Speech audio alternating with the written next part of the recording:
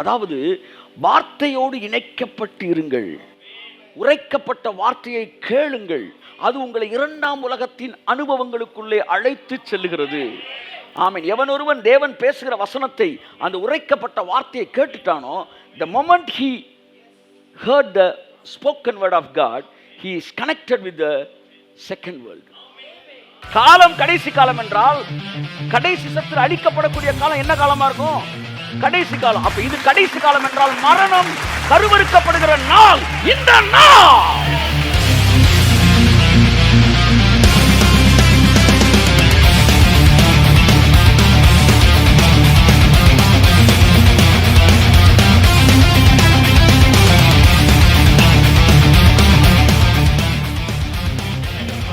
நீங்க போக போறதை நாடி தேடக்கூடாது, வரப்போறதை தான் நாடி தேடணும். ஒரு நகரம், இந்த நகரம் நிலையான நகரம் இல்ல, இன்னொரு நகரம் வரப்போகுது. வரப்போகிற அந்த நகரத்தையே கைய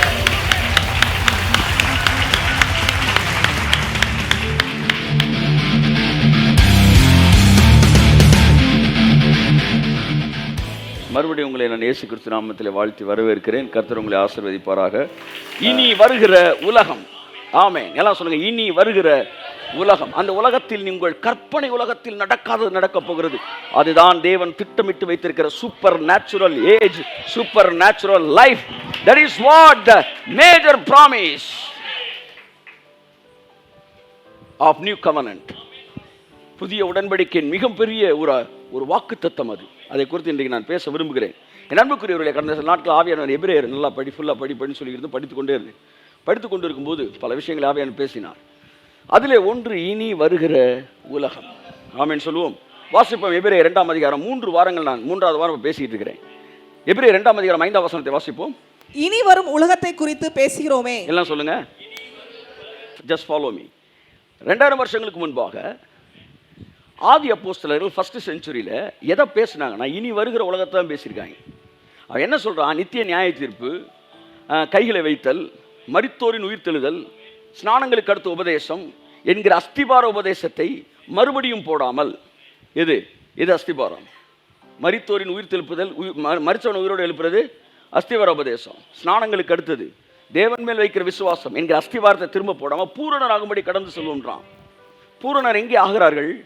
இனி வரும் உலகத்தின் கிரியைகளை, உலகத்துடைய தன்மைகளை இந்த உலகத்திலே கட்டவிழ்க்கப்பட்டு இந்த உலகம் இனி வரும் உலகமாய் மாறுகிற அந்த நாளைத்தான் அவர்கள் பூரணமான ஒரு நாட்கள் என்று சொல்லுகிறார்கள்.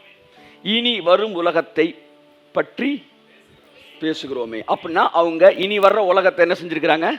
பேசியிருக்கிறாங்க. நீ கவலைப்படாத, உன் கடன் பிரச்சனை தீர்ந்துடும், நல்லது, பிறகு மறுபடியும் கடன் வாங்குவோம். நீ கவலைப்படாத, வியாதியை தீர்த்துருவார், பிறகு மறுபடியும் வியாதிப்படுவாய்.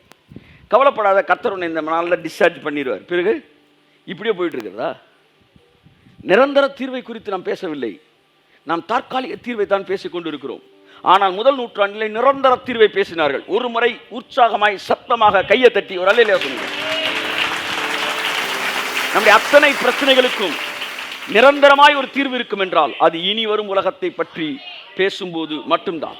உங்கள் எண்ணங்கள், உங்கள் சிந்தனைகள், உங்கள் ஆசைகள், உங்கள் விருப்பங்கள், உங்களுடைய தாகம், உங்கள் பசி அத்தனையும் அது இனி வருகிற உலகத்தின் தன்மைகளை நம்முடைய வாழ்க்கையிலே கலந்து நம்முடைய வாழ்க்கையிலே வெளிப்படுவதே உங்களுடைய தாகமாக, விருப்பமாக, ஏக்கமாக, எண்ணமாக இருப்பதாக. அந்த ஜீவனுக்கு பங்குதாரராய் நீங்கள் மாற வேண்டும். என் அன்புக்குரியவர்களே, கர்த்தர் ஒவ்வொரு காலகட்டத்தில் ஒவ்வொரு ரகசியத்தை பேசுகிறார். ஒவ்வொரு காலகட்டத்தில் ஒரு தூதன் ஒரு முத்திரையை என்ன செய்கிறான்? உடைக்கிறான். அந்த முத்திரை உடைக்கப்படும் போது அந்த வெளிப்பாடு பேசப்படுகிறது. அந்த வெளிப்பாடு பேசப்படும் போது அந்த ஜனங்கள் அந்த வெளிப்பாட்டின் ஆசீர்வாதங்களுக்கு பங்குதாரராய் மாறுகிறார்கள். முதலாம் முத்திரை உடைக்கப்பட்டது ரட்சிப்பு, அடுத்த முத்திரை உடைக்கப்பட்டது அந்நிய பாஷை அபிஷேகம். அன்னைக்கு அந்நிய பாஷை பெரிய விஷயமா இருந்துச்சு, நீ சாதாரணமாக அப்படிதான். அதுக்கப்புறம் பார்த்தீங்க, வியாதியை சுகப்படுத்துவதுன்னு ஒரு முத்திரை உடைக்கப்பட்டது. அப்போல்லாம் வியாதியை கடவுள் கொடுக்குறாருனே வாங்கினேன். அந்த காலகட்டத்தை நான் கடந்திருக்கிறேன், நல்லா ஞாபகம் இருக்குது. அந்நிய பாஷை காலகட்டத்தில் நான் சின்ன பையனாக இருந்திருக்கிறேன். இந்த வியாதி பற்றி பேசுகிறப்பெல்லாம் நான் இளம் பிரயத்தில் இருந்திருக்கிறேன், அழுதுருக்கிறேன். இப்படி வியாதி நல்லதுக்கு தான் கொடுத்துருக்கீங்க ஆண்டவரே, பரவாயில்ல, நாங்கள் வாங்கிக்கிறோம், சகிச்சுக்கிறோம். திடீர்னு ஹேகின் போன்ற மிகப்பெரிய தேவ மனுஷ புத்தகத்தை வாசித்தப்ப அவங்க வேற எங்கேயோ இருக்கிறாங்க. இந்த புக்கை பார்த்தா இது வேற மாதிரி இருக்கு, அந்த புக்கை பார்த்தா வேற மாதிரி இருக்கு. என் அன்புக்குரியவர்களே, அந்த நாட்கள் ஞாபகம் இருக்கு. ஆண்டவரே, இப்பேற்பட்ட தேவ மனிதர்கள் இந்தியாவில் எழும்புவார்களாக என்ன ஜெபித்திருக்கிறேன்.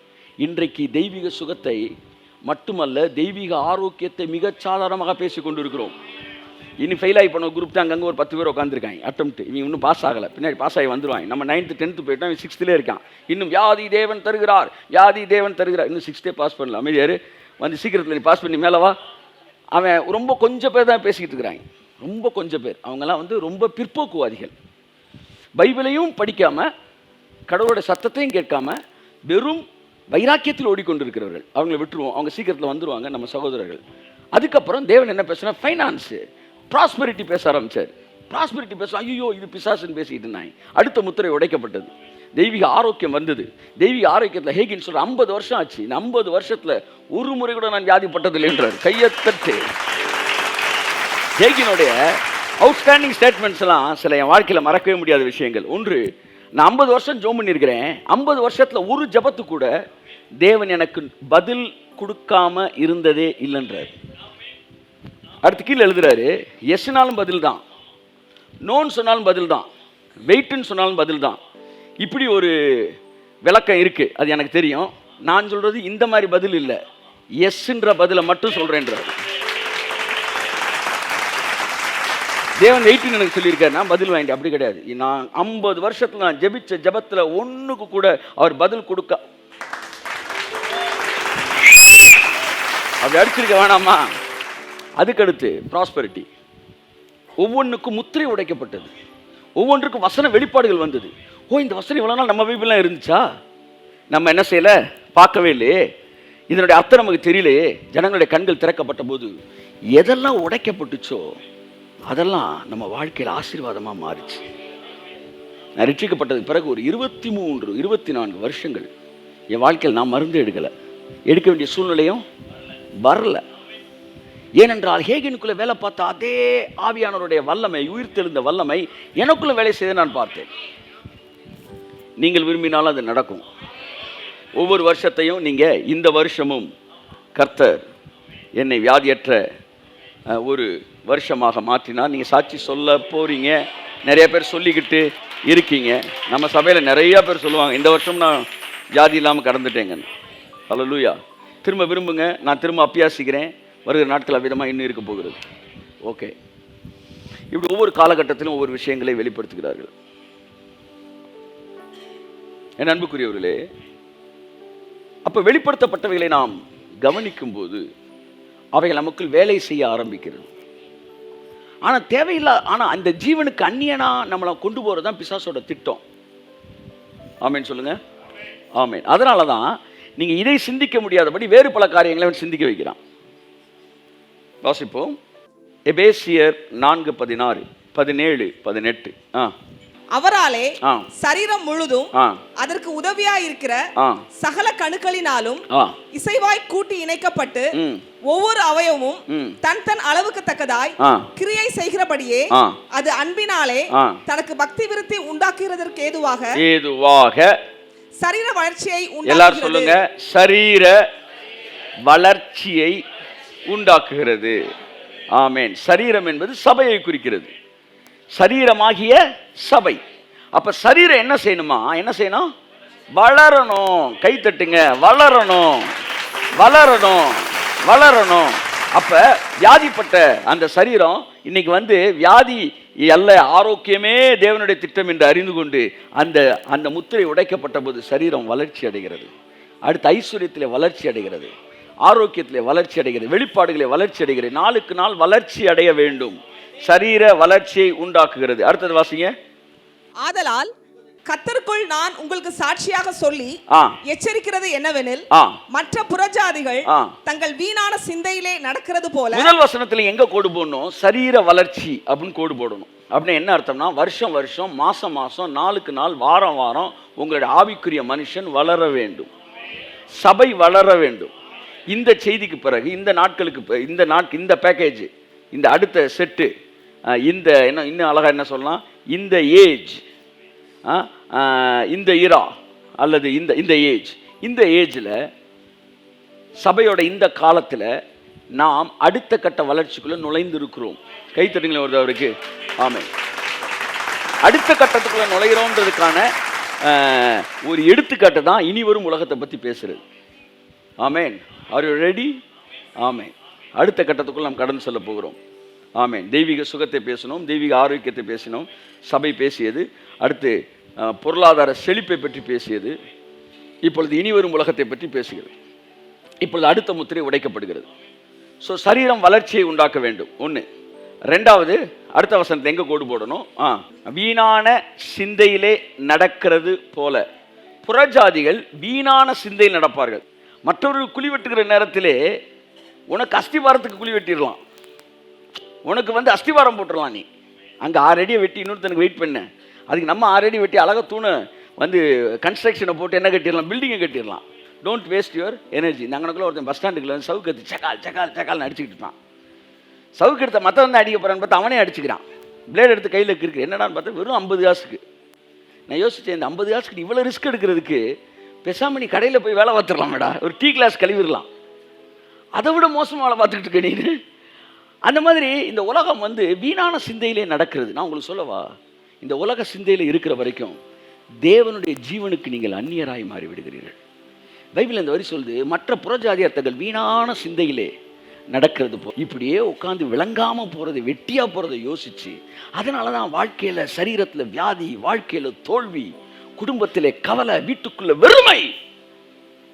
மற்ற புறஜாதியார் தங்கள் வீணான சிந்தனைகள் நடக்கிறது போல நீங்கள் நடவாதபடிக்கு நான் உங்களுக்கு எச்சரிக்கிறேன்றார்.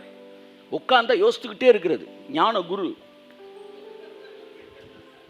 இவர் ஏன் இப்படி சொல்லிட்டாரு? இவர் இப்படி சொன்னாலும் அப்படி சொல்லியிருப்பாரோ, அதனால இப்படி சொல்லியிருப்பாரோ, இப்படி சொன்னதுனால நான் அப்படி சொன்னேன்ல, அதனால இப்படி சொன்னதுக்கு அவர் அப்படி சொல்லியிருந்ததா இவர் இப்படி நினச்சிக்கிட்டு இருக்காரு.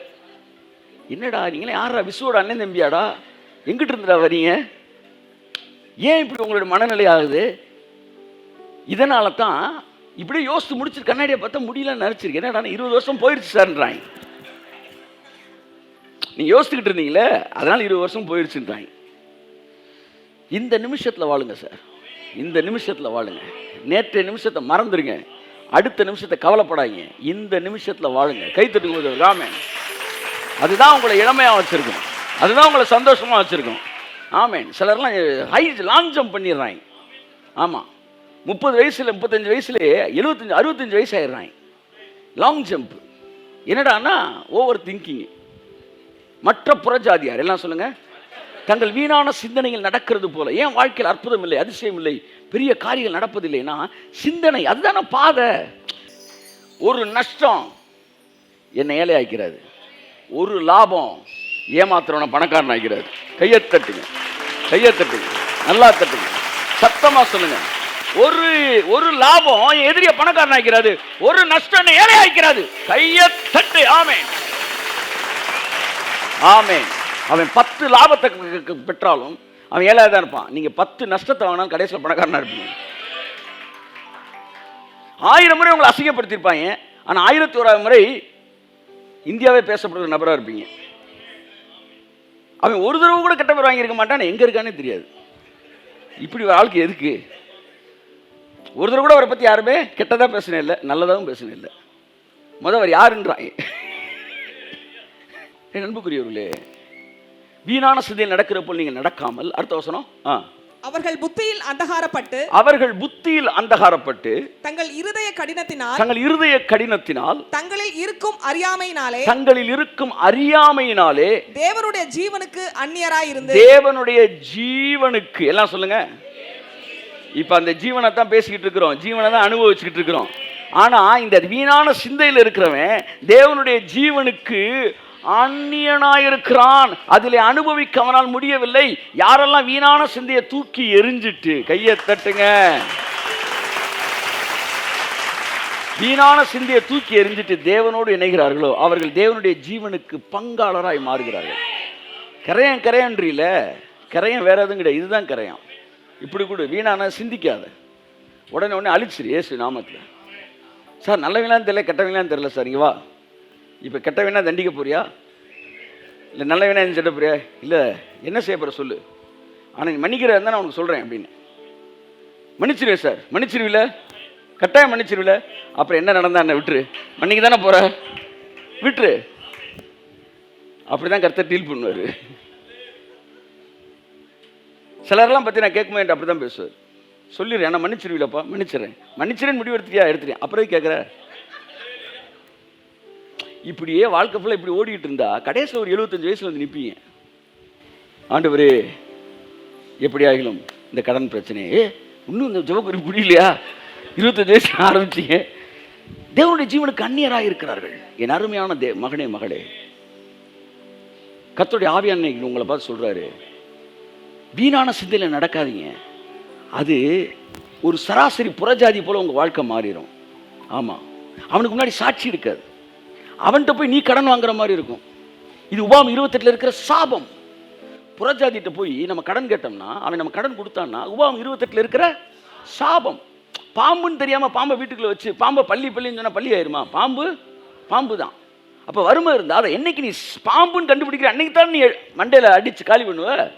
அப்போ இது ஒரு சாபம் அப்படின்னு நினைக்கும் போது, நான் எதுக்கு சபிக்கப்பட்டவனா இருக்க வேண்டும்? கிறிஸ்து எனக்காக சாபமானாரே. ஆகவே நீ ஒரு நாள் நான் புறஜாதிட்ட போய் ரூபாய் ஏந்தாதபடிக்கு கர்த்தர் என்னை ஆசீர்வாதத்துக்குள் நடத்துவாராக. என்ன இங்க வரணும், என்ன இங்க வந்தா இது நடக்கும். ரொம்ப முக்கியம். ஆவியில் இருக்கிற ஆசீர்வாதங்கள் சரீரத்துக்கு வர வேண்டும் என்றால் ஆத்மா என்கிற எண்ணம், மனது, விருப்பம் ரொம்ப முக்கியம். விருப்பம், மனது, எண்ணம் இவையெல்லாம் ரொம்ப முக்கியம். உங்க எண்ணங்கள், விருப்பங்கள் நேரானதாய், விருப்பங்கள் தேவனுடைய வாக்குத்தத்தங்களோடு இணைக்கப்பட்டிருக்கணும். அவன் ஆசீர்வாதத்தை விரும்பாமல் போனான், அது அவனுக்கு தூரமாய் போகும். இயற்கைக்கு அப்பாற்பட்ட பேச போறேன். இப்ப பேசும்போது இதெல்லாம் நீங்க விரும்பணும், இதெல்லாம் வாஞ்சிக்கணும். விரும்பினீங்கன்னா அது நடக்கும். ஏன்னா லா என்ன சொல்றதுன்னா, நீதிமான் விரும்புகிற காரியம் அவனுக்கு கொடுக்கப்படும். ஆகவே விருப்பம் முக்கியம். விருப்பம் தான் ஆத்மா. அடுத்து எண்ணம் முக்கியம். இதை குறித்து எண்ணத்தில் நீங்கள் இருக்க வேண்டும். இதெல்லாம் உங்களுக்கு சரீரத்துக்குள்ள வரணும்னா இந்த கேட் வழியா தான் வரும். விருப்பம். நீ சொஸ்தமாக வேண்டும் என்று விரும்புகிறாயா? வந்தது இயேசு, இருக்கிறது பெரிய வியாதி, வந்தவர் வியாதியோட பெருசு. வந்தார வேலையை முடிச்சுட்டு போலாம்ல. இடையில ஒரு கேள்வி இருக்கிறாரு. அவர் ஆவி, இவன் சரீரம் வச்சுக்காங்க. இடையில ஒரு ஆத்மான்னு ஒன்று இருக்கு. அந்த ஆத்மாக்குன்னு ஒரு கேள்வி கேட்கிற, என்னன்னா, நீ விரும்புறியா? ஐயா பார்த்தா தெரியல, 38 வருஷம் சொல்ல முடியாதுரா. வந்துகிட்டு இருக்க பொழப்ப கை வச்சுட்டாரு. நான் இதை வச்சு, இந்த வியாதியை வச்சு தான் என்ன செஞ்சுக்கிட்டு இருந்தேன், பிச்சை எடுத்துக்கிட்டு இருந்தேன். இவர் சோம்படுத்திட்டு போயிட்டாரு. அவன் கேஸை ஃபைல் பண்ணிடக்கூடாது ஏசுனார் மேலே. நான் நல்லா இருந்தேன், என்னை சோப்படுத்திட்டு போயிட்டாரு அப்படின்ற மாதிரி. ஆமாம், நீ சுகமானு விரும்புறியா? இதே கேள்வி உங்களை பார்த்து கேட்குறாரு. நீ பணக்காரனான்னு விரும்புறியா? நீ ஆரோக்கியமாக இருக்குன்னு விரும்புறியா? நீ புதிய உலகத்தை விரும்புறியா? நீ ஜீவனுள்ள ஒரு வாழ்க்கையை விரும்புறியா? ஆமேன், ஆமேன். மரணமற்ற ஒரு வாழ்க்கையை விரும்புகிறாயா? ஆமேன். கழுகுக்கு சமானமா வாழ வயது நீ விரும்புகிறாயா? ஆமா ஆண்டவரே, நான் விரும்புகிறேன். Praise God, hallelujah. Yes, yes, yes, yes, yes. Okay. So சிந்தனை ரொம்ப முக்கியம். புரியுதா? எது இருக்குதோ அதை சிந்திக்காதீங்க. திரும்ப அடுத்த விஷயம் சொல்றேன். எது இருக்குதோ அதை சிந்திக்காதீங்க. பக்கத்துல முகத்தை பார்த்து சொல்லுங்க, எது இருக்குதோ அதை சிந்திக்காதீங்க. எது வேணுமோ அதை சிந்திங்க. இந்த சிந்தனை எதையுமே சிந்திக்காம இருக்காது. புரியுதா? அதனால எதையுமே சிந்திக்காம இருக்க முடியாது. இப்போ எதையுமே சிந்திக்காம கொஞ்ச நேரம் இருங்க, அப்படின்னா எல்லாருமே என்ன செய்வீங்க? எதையுமே சிந்திக்க கூடாது, எதையுமே அப்படி உட்காந்துருப்பாங்க. சிந்தனை எதையா சிந்திச்சுக்கிட்டே இருக்கும். அதனால தான் கர்த்தர் சொல்றாரு, எது இருக்குதோ அதை சிந்திக்காத, எது வேணுமோ அதை சிந்தி. அந்த சிந்தனைக்கு வேலை கொடுக்கணும்னு விரும்புறியா? ஆமா, என்ன வேணும், என்ன இருக்கணும், எப்படி இருக்கணும், அந்த உலகம் எப்படி மாறணும். ஆமென். கரங்களை தட்டி கர்த்தருக்கு நன்றி சொல்லுவோம். பிரைஸ் காட், ஹல்லேலூயா. தம்பி, வீணான சிந்தை, நீங்க எவ்வளவு பெரிய செய்தியை கேட்டாலும் அந்த செய்திக்கும் சரீரத்துக்கு இருக்கிற பைப் இருக்கு பார்த்தீங்களா? சின்ன பைப்பை மாட்டிட்டீங்கன்னா முடிஞ்சு. பைப்பு நல்ல பெரிய பைப்பை மாட்டுங்க. ஒவ்வொரு வாரமும் நல்ல பெரிய பைப்பை மாட்டினா தான் ஆவியில் இருக்கிற எங்க வரும்? சரீரத்துக்கு வரும். ஆமென் சொல்லுவோம். இனி வரும் உலகத்தை பற்றி பேசுகிறோமே. எபிரேயர் 2:5 என்ன சொல்லுங்க? இனி வரும். நான் ஒரே ஒரு கேள்வி கேட்கவா? இனி போகிற உலகத்தை பத்தி பேசணுமா, இனி வர்ற உலகத்தை பேசணுமா? புரிஞ்சவங்க மட்டும் கை தட்டுங்க. அவருக்கு நமக்கு என்ன சொல்லி கொடுத்தாங்க? இனி போகிற உலகத்தான சொல்லி கொடுத்தாங்க. ஆனால் பைபிள் சொல்லுது இனி போகும் உலகம் அல்ல, இனி வரும் உலகத்தை பற்றி பேசுகிறோமே. கையை தட்டுங்க. ஆமேன், ஆமேன். நம்மளாம் எதை பேசணும்? போகிற உலகத்தை பேசக்கூடாது, வர்ற உலகத்தை பேசணும். அப்போ அந்த உலகம் எப்படி சிருஷ்டிக்கப்படுது, அந்த உலகத்தோட எப்படி கனெக்ட் ஆகிறதுன்னு ஃபர்ஸ்ட் வீக் பார்த்தோம். உலகங்கள் தேவனுடைய வார்த்தையினால் உண்டாக்கப்பட்டது. இந்த வேர்ல்டு சரி, இந்த இந்த விசிபிள் வேர்ல்டு சரி, இன்விசிபிள் வேர்ல்டு எதுவாக இருந்தாலும் வார்த்தையினால் சிருஷ்டிக்கப்படுகிறது. அப்போ இந்த இரண்டாம் உலகமும் தேவனுடைய ஸ்போக்கன் வேர்டோட நீங்கள் இணைஞ்சிட்டீங்கன்னா உங்களை சுற்றி அந்த வார்த்தையினால் அது சிருஷ்டிக்கப்படும். ஸோ ரெண்டாம் உலகம் வேணும், அந்த உலகத்தின் ஆசீர்வாதம் வேணும்னா you must be connected with the spoken word of God. ஆமென். நான் எதிர்பார்க்கல எபிரேயரில் இன்னொரு வசனம் இனி வரும் உலகம் இருக்குன்னு தெரியாது எனக்கு. அப்படியே வாசிக்கிட்டே போனப்போ அந்த வீட்டில் போய் வாசிக்கிறப்ப எபிரேயர் 6:5 ஒரு வசனம் வந்துச்சு. வாசிப்போம். தேவனுடைய நல் வார்த்தையையும் இனி வரும் உலகத்தின் பலன்களையும் ஆமென் ருசி பார்த்தோம். இனி வரும் உலகத்தின் பலனை நாம் ருசி பார்க்க முடியும். அவர்கள் ருசி பார்த்திருக்கிறார்கள். அந்த உலகத்துக்குள்ள என்ன இருக்கோ அதை ருசி பார்த்திருக்கிறாங்க. பாருங்க, எலியா ஏர்ல போயிருக்கிறான். பிலிப்பு மறைஞ்சு காத்துல போயிருக்கிறான். இவங்க எல்லாம் அப்பவே ருசி பார்த்துருக்காங்க. பிரியாணியை கிண்டிட்டு இந்த ஊறுகாய் ருசி பார்க்குற மாதிரி டேஸ்ட் பண்ணியிருக்கிறாங்க. ஆமென். இனி வரும் உலகத்தின் பலனை ருசி பார்த்திருக்கிறார்கள். Power of the coming age. So நம்மால் ருசி பார்க்க முடியும். ரொம்ப சோமா இருக்கீங்களா? இல்லை அண்ணே, பக்கத்தில் சொல்லுங்க நல்லா சிரிச்ச முகத்தோட. நம்மால இனி வரும் பலனை, இனி வரும் உலகத்தின் பலனை ருசி பார்க்க முடியும். கரங்களை தட்டி கர்த்தர் கண்டி சொல்லுவோம். இது எதுக்கு பேசுறேன்னா, இல்லை சார் செத்ததுக்கு அப்புறம் தான், பரலோகத்துக்கு போனதுக்கு அப்புறம் தான் இதெல்லாம் நடக்கும் நீ சொன்னா கூட நாங்கள் இல்லை இங்கே தான் சொல்கிறோம். நீ பரலோகத்துக்கு போகணுன்னு சொன்னா கூட, பரலோகத்துக்கு போன பிறகு தான் நடக்கும்னு சொன்னா கூட, இப்போ நீ அதை ருசி பார்க்க முடியும். டேஸ்ட் பண்ணாமல் நீங்கள் போகிறேன்னு சொல்கிறது தப்பு. ஒருத்தர் சொன்னால், எனக்கு அடுத்த வேளை சோறு தராத கடவுள் எனக்கு சொர்க்கத்தை தருவார்ன்ற நம்பிக்கை எனக்கு இல்லைன்னா, எனக்கு சோறு கூட தராத கடவுள் சொர்க்கத்தை தருவார்னா எப்படி சார் நம்ப முடியும்னா? எவ்வளோ பயங்கரமான வார்த்தை அது. அவன் சொல்கிறது உண்மையா இல்லையா? உங்களுக்காக இந்த உலகத்து காரியங்களை ஒன்று செய்யாத கடவுளா, கண்ணுக்கு தெரியாத ஒன்று தருவேன்னு சொன்னால் அவன் எப்படி சார் நம்புவான்? He needs evidence. ஆமென். உண்மையா இல்லையா? ஆமாம். அதான் கர்த்தர் சொன்னார், நீங்கள் எனக்கு எவிடன்ஸாக இருப்பீர்கள். ஆமென். நீங்கள் தான் எனக்கு எவிடன்ஸ். நான் உயிரோடு இருக்கிறேன்றைக்கு நீங்கள் தான் சாட்சி. உங்களெல்லாம் சூஸ் பண்ணியிருக்கிறாரு பாருங்கள், எவ்வளோ பெரிய மேட்ரு. கை தட்டுங்க வந்து அவருக்கு. ஆமென். ஹல்லேலூயா, பிரைஸ் காட். ஓகே, அப்போ இந்த 2 வசனத்துலையுமே இனி வரும் உலகம் அப்படிதான் இருக்கு. நம்ம போகிற உலகமா வர்ற உலகமா சொல்லுங்கக்கா? அப்போ அந்த உலகம் செத்ததுக்கு அப்புறம் வரப்போதா, உயிரோடு இருக்கும்போது வரப்போதா? இதுக்கு முன்னாடி வேற மாதிரி சொல்லி கொடுத்தாங்க, கழுதையை தூக்கி வெளியேறீங்க. 8 வயசு சட்டையை அன்னைக்கு போட்டுக்கிட்டு இருக்கீங்க. இல்லை அன்னைக்கு ஃபிட்டாக இருந்துச்சு, இன்னைக்கு நீங்கள் வளர்ந்துருக்கிறீங்க. 8 வயசுல பிளேடை தொட்டப்ப உங்கள் அப்பா ஷேவ் பண்ணிட்டு இருக்காருல்ல, நீங்கள் 8 வயசில் பிளேடை தொட்டப்ப என்ன சொல்லுவார் உங்கள் அப்பா? ஏய் பிளேடை தொடாத, நீங்கள் எடுத்து இப்படி இங்கே வச்சிங்கன்னா என்ன ஆகும்? அதெல்லாம் செய்யக்கூடாதுன்னு வாங்கிடுவார். ஆனால் 28 வயசில் நீங்கள் ஷேவ் பண்ணலைன்னா உங்களை கூப்பிட்டு என்ன செய்வார்? கேட்பார், என்னப்பா ஷேவ் பண்ணலையா அப்படின்னு கேட்பார். அன்னைக்கு தொடாதன்னு தொடு, நீங்கள் ஏன் வந்து புரியுதா உங்களுக்கு? அப்படித்தான் ஒரு கழுகு வந்து புது பலன் அடையணும்னா பழைய சிறகுகள் உதிர்க்கப்பட வேண்டும். மோசே எங்கே முடித்தானோ அங்கே யோசுவா துவங்க வேண்டும். இதோ புதிய முத்திரை உடைக்கப்பட்டு இருக்கிறது. கரங்களை தட்டி கர்த்தருக்கு நன்றி சொல்லுவோம். நீங்கள் விரும்பினாலும் விரும்பாவிட்டாலும் பரலோகத்துடைய இந்த இனிவரும் உலகத்தின் கதிர்கள் இந்த பூமியை தொட்டு விட்டு இருக்கிறது. இந்த பூமியை தொற்றுச்சு. இந்த பூமியில் அந்த கதிர்கள் வந்து என்ன ரீச் ஆயிருச்சு. அதனால இனி வர்ற காலங்கள், வர்ற நாட்கள் எல்லாம் இனி வரும் உலகத்தை குறித்த செய்திகளை நீங்கள் சுற்றிலும் கேட்க போகிறீர்கள். இனி வரும் உலகத்தின் பலன்களை நாம் ருசி பார்க்க போகிறோம்.